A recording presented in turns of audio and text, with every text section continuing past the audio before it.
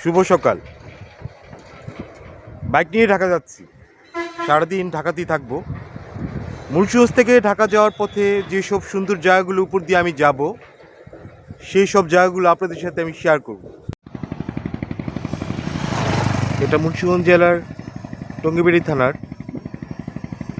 বেতকা বাজার bridge, Betka bridge বলে এটা। বেতকা ব্রিজের ডান পাশে বাঁশের যে আড়ত, যেটা বাংলাদেশের অনেক বড় একটা আড়ত, এখানে পাইকারি বাঁশ বিক্রি করা হয় বিভিন্ন ধরনের।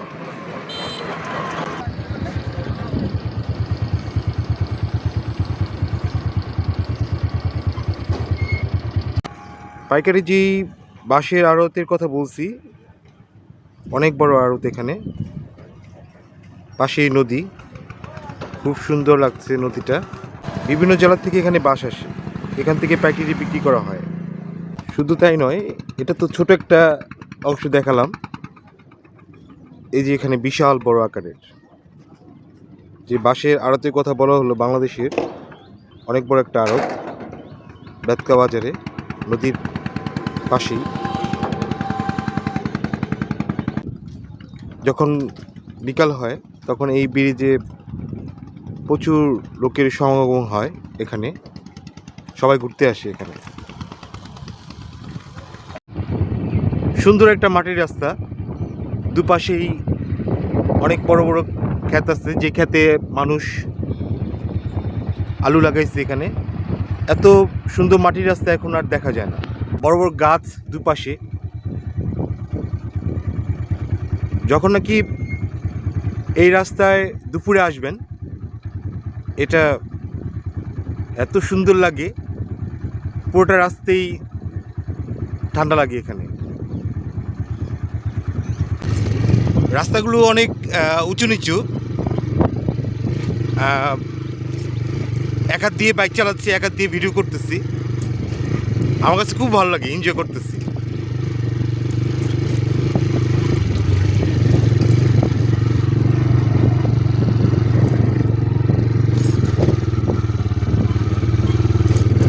প্রকৃতি সবসময় আমাকে দুর্বল করে।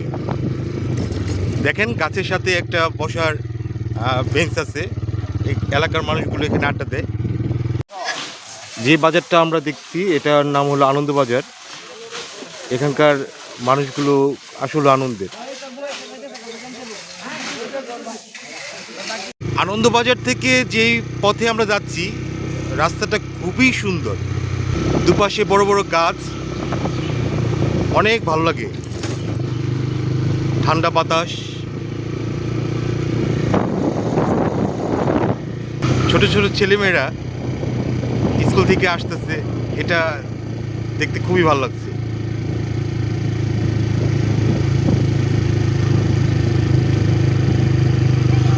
গ্রামের পথ ধরে এত সুন্দর রাস্তা ভাবা যায় না।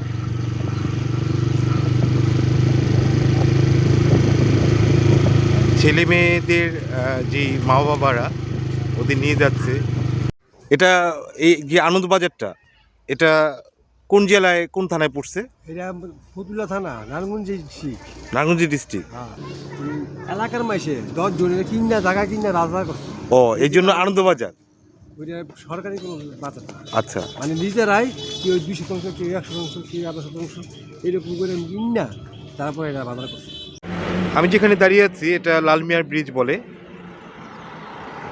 সবচেয়ে সুন্দর বিষয় হলো ব্রিজ দুইটা এখানে, দোনোটাই লালমিয়ার ব্রিজ।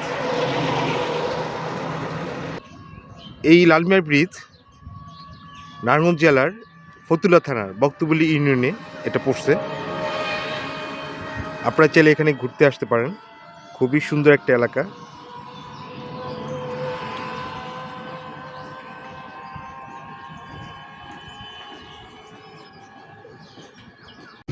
মুন্সিগঞ্জ থেকে যখন বাইক দিয়ে ঢাকা যাওয়া হয়, আমি এই পথটাই ব্যবহার করি। এটা মুন্সিগঞ্জ শহর থেকে বেতকা হয়ে বালুচর দিয়ে ঢাকা যেতে হয়। খুবই ভালো লাগে আমার কাছে। দুপাশে যে গ্রাম, গাছপালা, মাটির গন্ধ, এটা আমাকে খুবই মুগ্ধ করে। প্রকৃতি এতই দুর্বল করে যে এই রাস্তা দিয়ে আমাকে যেতে হয়। আর একটা সুন্দর ব্রিজের উপর দিয়ে আমরা যাব, এটা হলো বালুচর ব্রিজ বলে।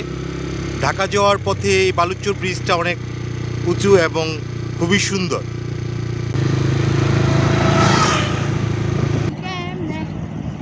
ভাই ভিডিও করেন না।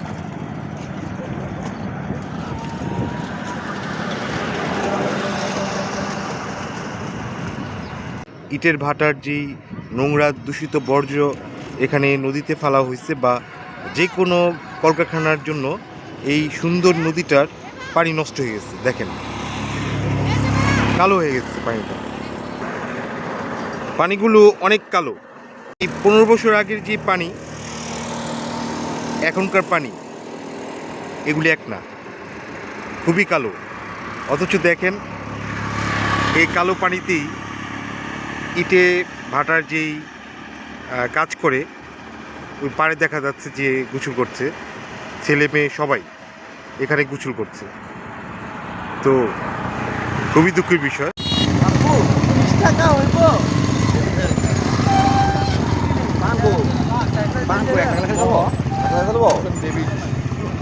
অবশেষে ঢাকাতে দৌলচত্বর মোড়ে আসছি।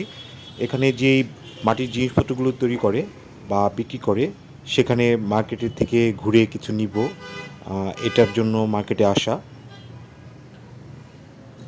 অনেক সুন্দর সুন্দর ল্যাম্পশেড, মাটির জিনিসপত্র, মানে মোট কথা ঘর সাজানোর যে জিনিসপত্রগুলো এখানে আছে খুবই সুন্দর। অন্যান্য মার্কেট চেয়ে এখানে কম দামে আপনারা পাবেন। ঢাকাতে আসলে বোর প্যারা তো থাকবেই, এটা কিনতে হবে সেটা কিনতে হবে, তারপর বাচ্চাদের প্যারা। তো কয়েকটা দোকান ঘুরে দেখলাম যে দরদামের মধ্যে কিছু পার্থক্য আছে। আপনারা যখনই এখানে কিনবেন তখনই চেষ্টা করবেন যে দরদাম করার জন্য, কারণ অনেকে বেশি চায় অনেকে কম চায়। একটা দোলনা পছন্দ হয়েছে, সেটা তারা চাইছে, এক দোকানে চাইছে 800, এক দোকানে চাইছে 1200। তো আমি শেষ পর্যন্ত একটা দোলনা কিনছি। দোলনা কেনার পরে একটা লেডিস ব্যাগ কিনলাম, সেটার দাম নিল 400 টাকা। আর আরেকটা জিনিস পছন্দ হয়েছে, সেটা হলো আয়না, কাঠের যে আয়নাটা খুবই সুন্দর। তারা এটা চাইলো আমার কাছে 2500 টাকা। বাজেট না থাকার কারণে আমি আর এটা নিলাম না। টুকিটাকি জিনিসপত্র কেনার পরে আর কি করার, 20 টাকা বাদাম নিলাম, বাদামটা ছুলে মুখে দিই আর ঘুরে ঘুরে দেখাই ছিল আমার কাজ।